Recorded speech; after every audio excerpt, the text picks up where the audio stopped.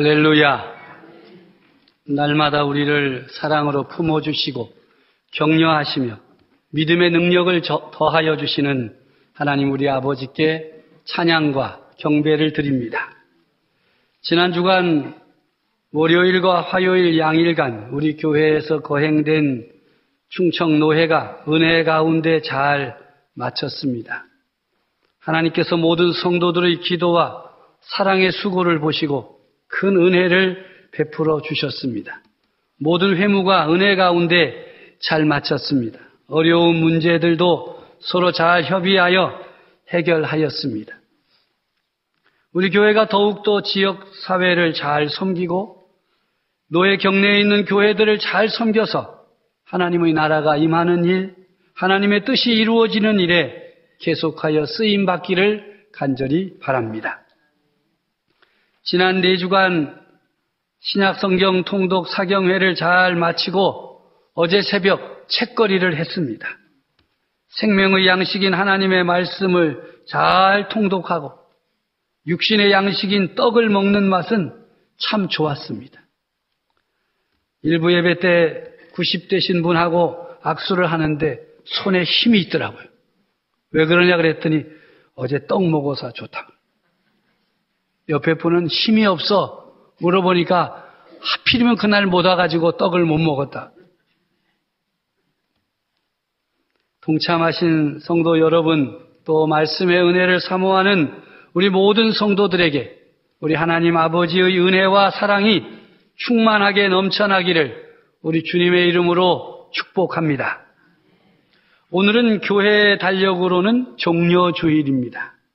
예수님께서 십자가의 죽음을 아시고도 예루살렘 성으로 입성하실 때 수많은 사람들이 나와서 손에 종려나무 가지를 들고서 호산나 우리를 구원하소서라고 소리 지르며 찬양하였던 일을 기억하며 지키는 종려주일입니다. 그때 그 무리들처럼 우리도 할렐루야와 호산나를 높이 외치며 주님을 찬양하여야 하겠습니다. 제가 할렐루야 하면 아멘, 호산나 하면 우리를 구원하소서 이렇게 하는 겁니다. 할렐루야, 아멘. 호산나, 우리를 구원하소서. 주여가 빠졌네. 다시 하겠습니다. 할렐루야, 아멘. 호산나, 주여 우리를 구원하소서. 아멘. 한 주간 성도 여러분 마음을 다하여서 호산나 주여 우리를 구원하여 주옵소서 간구하며 읊조리시기를 바랍니다. 시간 날 때마다 긴 것도 아니에요. 호산나 주여 우리를 구원하소서. 주여 우리 가정을 구원하소서. 나를 구원하여 주옵소서. 이도저도 너무 길어서 안 되겠거든. 호산나 호산나. 이 한 주간 호산나 주여 우리를 구원하소서 간구하며 삶으로 주님과 더 가까워지시고 주님의 은혜로 믿음의 승리를 거두며 살기를 간절히 바랍니다. 사순절의 마지막 주간, 이제 고난주간의 첫날이 시작됩니다. 예수님의 고난당하심과 희생을 우리의 가슴에 새기며 사랑을 실천하는 주간입니다. 뭘 실천한다고요? 사랑을 실천하는 주간이 고난주간입니다. 고통 속에서도 하나님의 뜻을 이루시고자 묵묵히 순종하셨던 예수님의 모습을 본받아서 나를 향하신 하나님의 뜻에 순종하기 위해 온 힘을 다하는 기간입니다. 몇 가지 실천 사항이 있습니다. 첫째는 고난주간 특별 새벽 기도회에 참석하셔서 고난 좀 당하시기 바랍니다. 기도의 용사로 사십시오. 둘째는 하루 한 끼 금식하십시오. 한 끼에 5,000원으로 계산해 드릴 테니까 금식해가지고 자기가 써버리면 금식 하나 만합니다. 그건 단식이지. 하루 한 끼씩 금식하시고 잘 모아서 여러분 주변에 있는 어려운 사람에게 선을 행하십시오. 그 찾는 일이 어려우시거든 사랑의 천사에 동참하십시오. 교회가 어려운 이웃을 찾아서 선을 베풀도록 하겠습니다. 세 번째로는 한 사람에게라도 예수 그리스도의 십자가 복음과 부활의 복음을 자랑하며 사시기를 바랍니다. 누가 물어보지 않는데 이야기하는 것, 그것이 바로 자랑입니다. 무엇이 가장 어렵겠습니까? 난 딴 건 다 해도 밥 안 먹는 건 못해. 그건 도저히 불가능해. 어떤 분은 아니야 나는 안 먹을 수 있고 뭐 다 하는데 말이 안 돼. 입이 안 떨어져서 못해. 어떤 분은 난 새벽엔 죽어도 못 나와. 왜냐하면 늦게 자거든. 세 가지 다 불가능한 것이라고 생각하는 분들도 많으시지요. 오늘 교회 갔더니 너무 어려워. 불가능한 일들만 이야기하래. 근데 여러분, 이 불가능한 일들을 하는 것이 기적입니다. 여러분, 하나님 좀 한번 믿어보세요. 하나님 좀 한번 믿어보세요. 정말 다 못할 일인데 하게 되면 그게 기적이잖아요. 이번 한 주간 호산나 주여 우리를 구원하소서. 기도하게 해 주십시오. 금식하게 해 주십시오. 또 뭐예요? 복음을 전할 수 있게 해 주십시오. 그렇게 기도하였는데 그런 기회가 나타나가지고 복음도 전하게 되고 금식도 하게 되고 새벽에 배탈이 나가지고 눈 뜨니까 새벽이잖아요. 그냥 오면 되잖아요. 새벽에 못 오는 사람은 이번 주간에 배탈이 막 났으면 좋겠어요. 딱 5시쯤에.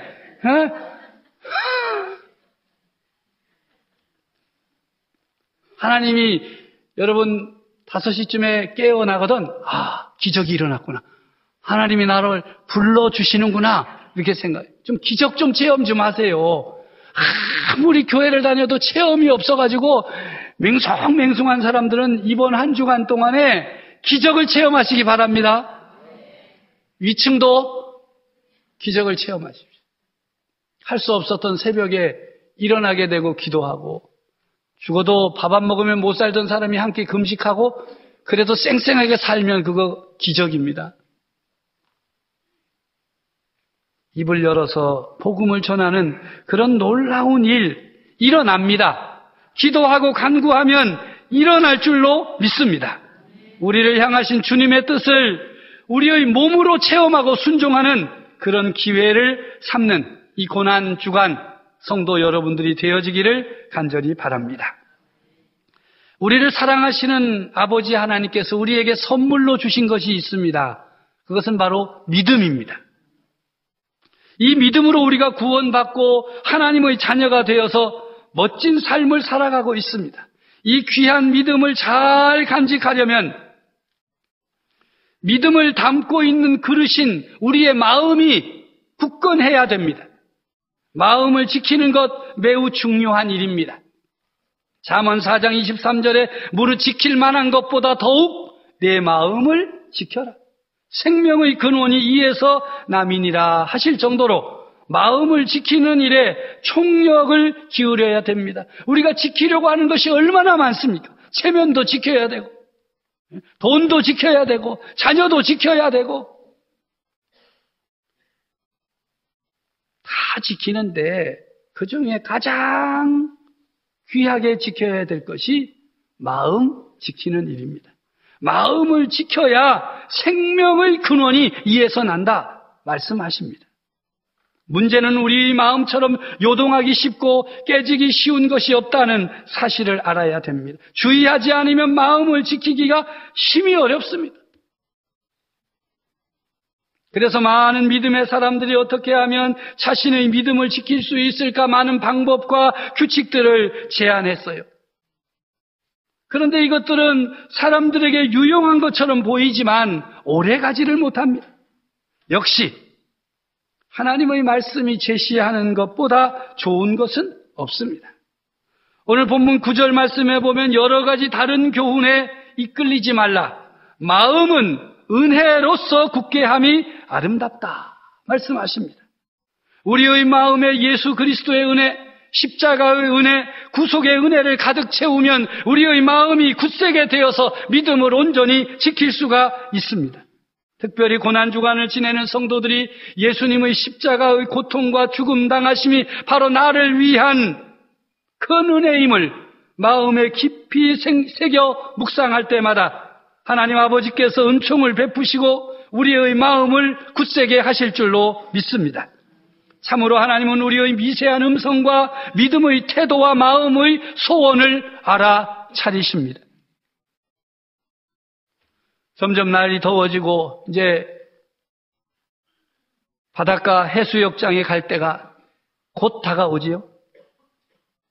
그런데 그렇게 소란스러운 곳에서도 정확하게 도움을 요청하는 소리를 분별하는 사람이 있습니다. 바로 인명구조원들입니다. 놀라운 능력이 아닐 수 없습니다. 그러나 아무리 저들의 능력이 대단한들 하나님의 능력과 어찌 비교할 수 있겠습니까? 하나님 아버지는 혼돈의 아수라장과 같은 이 세상 가운데에서 인생의 암초와 폭풍우 가운데 사는 성도들이 도우심을 요청할 때마다 한 영혼의 외침을 결코 놓치지 않으십니다. 할렐루야. 특히 성도들이 십자가의 은혜를 깊이 묵상하고 구속의 은혜를 기억하며 하나님을 향할 때마다 외면하지 않으십니다. 찾아오셔서 성도들의 마음을 더욱 굳세게 하시고 강하게 하여 주십니다. 성도 여러분, 마음의 문을 항상 열어놓고 하나님을 향하시기 바랍니다. 하나님의 은혜와 은총을 간구하며 의지하십시오. 그때마다 하나님께서 주시는 은혜로 아름다운 마음의 소유자, 굳건한 믿음의 소유자들이 되어지시기를 바랍니다. 이것이 오늘 성도 여러분들을 향한 하나님의 뜻입니다. 두 번째로 우리의 마음을 은혜로 굳세게 하려면 해야 할 일이 있습니다. 그것은 바로 영문 밖으로 나가신 예수님을 향해야 한다는 사실입니다. 영문 밖이라는 단어는 천막을 치고 살던 시절에 사용한 단어입니다. 천막을 쫙 치고 둘러치지요. 그리고 그 바깥이 영문 밖이고 그 다음 안쪽이 영문 안입니다. 영문 밖으로 쫓겨나는 사람들이 있습니다. 부정한 사람, 불결한 사람입니다. 전염병에 걸린 사람, 영문 밖으로 나가야 했습니다. 범죄한 사람들도 영문 밖으로 쫓겨나갔습니다. 또한 영문 밖으로 나가야 하는 것이 있는데 그것은 대속죄일에 드려지는 희생제물입니다. 이 희생제물은 영문 밖에서 불살랐습니다.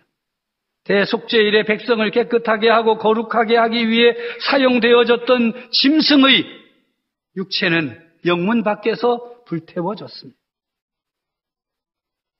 그 영문 밖으로 나가는 것은 이스라엘로부터 제거되는 것을 뜻합니다. 그래서 이 동물의 시체가 영문 밖으로 나가 불태워지는 것은 이스라엘로부터 죄가 제거되는 것을 상징하는 것입니다. 이 희생제물로 쓰여진 제물은 백성들의 죄를 제거하기 위하여 죽임당한 것이고 영문 밖에서 불태워진 것입니다. 이와 같이 예수님의 피가 백성을 거룩하고 정결하게 하는데 쓰이기 위해서 예수님도 역시 영문 밖에서 예루살렘 성 밖 갈보리 골고다 언덕에서 고난을 당하시고 죽임을 당하셨습니다. 오늘 12절의 말씀입니다. 그러므로 예수도 자기 피로써 백성을 거룩하게 하려고 성문 밖에서 고난을 받으셨느니라. 예수님은 그 자신의 피에 의하여 속죄의 성화를 그 백성들이 얻을 수 있도록 온 백성의 죄를 짊어지고 영문 밖으로 나가셨습니다. 예수님의 피는 거룩하고 귀중한 것입니다. 피 흘림이 없으면 용서함도 사죄함도 거룩함도 없습니다. 우리와 같은 죄인들의 죄를 씻어주시기 위해 예수님께서 영문 밖으로 나가 온갖 능욕과 멸시와 천대를 당하시고 생명의 보혈을 흘려주시고 죽으셨습니다. 속죄의 희생 제물이 되셨습니다. 바로 나를 위한 희생 제물이 되셨음을 고백하는 것, 이것이 은혜요 은총입니다. 이런 은혜와 은총 가운데 살게 된 우리들이 해야 할 일이 있다면 그것은 바로 예수님이 계신 영문 밖으로 나가는 일입니다. 13절의 말씀입니다. 함께 읽습니다. 그런즉 우리도 그의 치욕을 짊어지고 영문 밖으로 그에게 나아가자. 아멘. 영문 밖으로 그에게 나아가자 하는 표현은 반복적인 현재 명령형입니다. 한 번 나갔다 오는 것이 아니라 계속해서 나가는 것입니다. 그리스도인들은 이 행동을 반복해야 됩니다.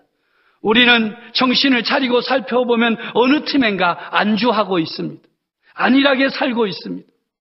주님을 향하여 나아가기보다는, 영문 밖에 계신 주님을 따라가기보다는 영문 안에서 안일하게, 편안하게, 나태하게, 게으르게 살아가고 있는 자신을 발견하기 쉽습니다.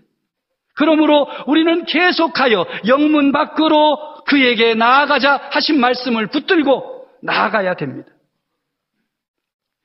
유대인들은 예수님을 저주받은 죄인처럼 영문 밖으로 내쫓았습니다. 예수님이 지신 십자가는 저주와 수치가 합쳐진 것입니다. 모든 비방이 예수님께 집중된 것입니다. 십자가의 저주, 가시면류관, 다른 모든 모욕을 포함하고 있습니다. 영문 밖에서라는 의미는 유대인 그리스도교인들에게 아주 중요한 의미입니다.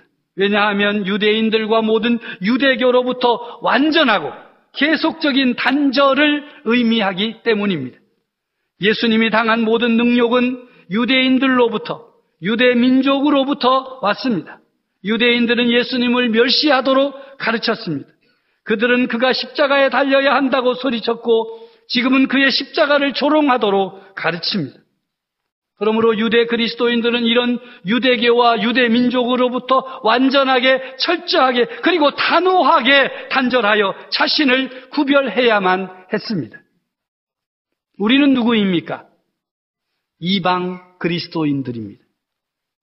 우리도 유대 그리스도인들의 눈으로 이 말씀을 읽어야 합니다. 예수님을 능욕하는 세상의 멸시와 위협, 그리고 조롱 앞에서 당당하고 담대하게 자신을 세상과 구별하는 용기를 지니고 살아야 하는 것입니다. 세상 풍조에 맞서야 합니다. 오늘 이 시대의 세상 풍조가 무엇입니까? 우리가 맞서야 할 세상 풍조가 무엇입니까? 비난하고 비방하고 정죄하고 원수를 삼고 편을 가르고, 이 속에서 우리는 예수 그리스도 편에 서서 살아야 합니다. 세상이 이 편 저편으로 나뉘어도 우리는 주님의 편에 서서 세상과 담대히 당당하게 맞설 수 있어야 됩니다. 세상은 출세를 말하고 권력을 말하고 돈을 말합니다. 부귀영화를 찾아야 사람다운 것이라고 말합니다. 그 앞에서 우리가 당당하고 담대하게 자신을 세상과 구별할 수 있는 용기를 갖는다면 그것이 아니다. 우리가 목표하는 바는 그것이 아니다. 우리가 원하는 바 하나님의 나라다. 왜 우리가 이렇게 예수의 치욕을 짊어지고 영문 밖으로 나가야 할 것입니까? 우리는 이 세상에서 영원토록 살 수 있는 도성을 가지고 있지 않습니다. 우리는 다만 나그네와 외국인입니다. 성경은 그것을 우리에게 분명하게 말씀하고 있습니다. 우리는 장차 올 영원하고 변치 않는 도성을 찾고 있습니다. 그러하기에 세상의 권세를 잡은 자들로부터 멸시를 당하거나 추방을 당하는 것, 어떤 손해를 당하더라도 우리는 두려워하지 않습니다. 오늘 본문 14절의 말씀입니다. 우리가 여기에는 영구한 도성이 없으므로 장차 올 것을 찾는다고 분명히 말씀합니다. 생명을 다 바쳐 우리를 구원하신 예수님께로 나가는 성도들은 그리스도께서 당하신 능욕과 멸시와 천대를 세상으로부터 당할 각오를 해야만 예수님을 따라갈 수 있습니다. 교회에 출석하면서 갖는 의문 중에 가장 어려운 것은 하나님 믿으면 복받고 잘 살아야 한다고 하는데 왜 이렇게 고난당하고 사업이 힘들고 죽을 고생을 겪는 사람이 있는가 하는 것입니다. 잘하고 있다고 생각했는데 세무조사를 왜 당해야 되는가? 특수훈련입니다. 군에 입대하는 종류의 사람이 몇 가지로 나뉘죠? 사병과 지휘관, 장교가 받는 훈련은 다를 수밖에 없습니다. 영원한 나라를 상속할 하나님의 자녀들로 살기 위해서 우리는 특별한 훈련을 받는 것입니다. 엄청난 축복의 땅으로 가기 전에 꼭 겪어야 할 시련의 땅, 광야가 있습니다. 반드시 통과해야만 합니다. 잘 참고 견디면서 통과할 때 옳다 인정함을 받을 것입니다. 이 특별한 훈련은 아무나 모두가 받는 것이 아닙니다. 오직 예수 그리스도를 따라가는 특별한 사람만이 받습니다. 내가 마시려는 잔을 너희도 마시겠느냐? 내가 가는 그 길을 너도 따라오겠느냐? 누가 이렇게 대답하며 따르겠습니까? 주님 가신 길이오니 나도 가게 하옵소서. 주님 가신 영문 밖으로 우리도 함께 나아갑시다. 이것이 바로 우리를 향하여 말씀하시는 하나님의 뜻입니다. 마지막으로 찬송의 제사를 드리며 사는 성도들이 되시기를 바랍니다. 어떤 자세로 어떤 태도로 주님을 따라 영문 밖으로 나아가야 하겠습니까? 항상 찬송의 제사를 드리면서 주님을 따라가야 합니다. 찬송의 제사는 하나님을 기쁘시게 하기 때문입니다. 오늘 본문 15절의 말씀에 보면 그러므로 우리는 예수로 말미암아 항상 찬송의 제사를 하나님께 드리자. 찬송의 제사라고 했습니다. 우리는 예수님으로 말미암아 하나님께 가까이 나아가고 때를 따라 돕는 은혜를 얻기 위하여 은혜의 보좌 앞에 나아갈 수 있게 되었습니다. 우리의 믿음과 우리의 소망을 강화할 수 있고 그 이름을 증거하는 입술의 열매로 드리는 찬송의 제사를 드릴 수가 있습니다. 이 모든 것들은 우리가 예수님을 믿기 때문에 예수님으로 말미암아 할 수 있는 것입니다. 하나님은 자기 자신을 찬송의 제사에 의하여 우리에게 알게 하시고 찬송의 제사로 우리가 하나님을 아는 것을 인정해 주십니다. 하나님의 이름은 예수 그리스도 안에서의 하나님 자신의 계시와도 같습니다. 하나님의 이름을 고백하는 것, 신앙의 가장 높은 단계입니다. 그러므로 하나님의 이름을 증거하고 신앙을 고백하는 입술의 열매인 찬송의 제사가 우리에게 계속되어져야 할 것입니다. 사순절 마지막 주간, 고난 주간을 지내는 성도들의 삶 가운데 하나님을 기쁘시게 하는 찬미의 제사와 선을 행함과 서로 나누어주는 제사를 온전히 드려나감으로써 어렵고 힘들어도 주님 가신 길, 영문 밖으로 나가는 길이기에 주님을 따라가는 성도들이 되시기를 바랍니다. 비록 영문 밖으로 내몰림이 세상으로부터 당하는 수치와 치욕이라 할지라도 손가락질과 조롱의 대상이라고 할지라도 우리가 향하는 영원한 도성, 하나님의 나라를 향한 걸음을 결코 멈추어서는 안 될 것입니다. 세상을 바라보지 말고 세상의 마음 빼앗기지 말고 하나님을 향하여 힘차게 전진하는 한 주간 성도 여러분들의 삶이 되어지기를 간절히 바랍니다.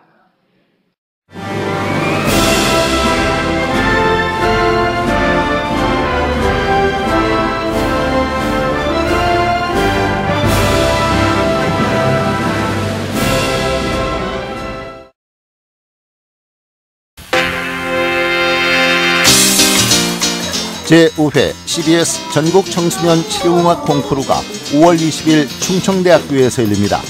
청소년 실용음악 콩쿠르는 초중고 대학 일반부로 나눠 보컬과 기타, 피아노, 드럼, 타악기 등 부문별로 재능을 겨루게 됩니다.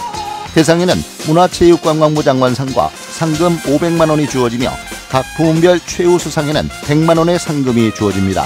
신청은 5월 1일부터 14일까지며 자세한 사항은 CBS 전국 청소년 실용음악 콩쿠르 홈페이지를 참고하시기 바랍니다. 청소년 여러분의 많은 참가를 바랍니다.